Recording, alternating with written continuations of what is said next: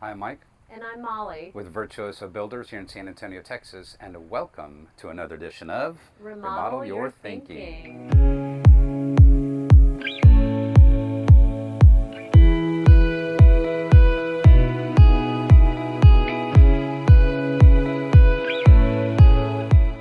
Today we're going to talk about how to live in a remodel with your family if you choose to live in the house. So we understand that there's a lot of stress that goes along with a remodel. We work with lots of remodels, and we've even done it on our own where you've got family that's living in the home and you have to push through a remodel. But there are so many things that you can do, and today we're going to give you a few quick tips on how to keep your blood pressure down and enjoy your remodel while you're living there with your family.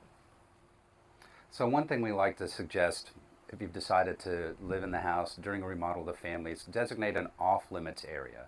So, really, an area that's not getting worked on, that's closed off from the rest of the house, where you can relax. You can maybe not hear as much noise. Maybe there's an area that you can do homework or do some office work, a little coffee area, so you can basically just unwind and get away from the construction site. A second tip that we suggest is try to stick to your structure as much as possible.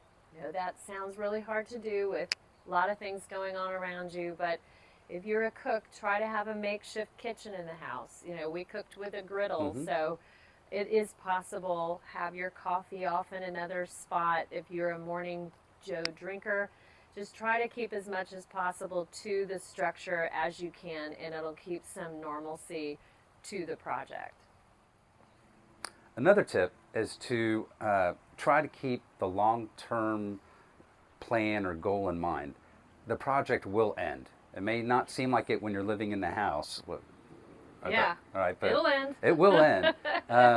And basically what you have to do is just remember at the end you're going to have a wonderful project where the family can gather, holidays, parties, everything will be there. Just don't get lost in the day-to-day minutia. Slumber parties. And slumber parties, of course.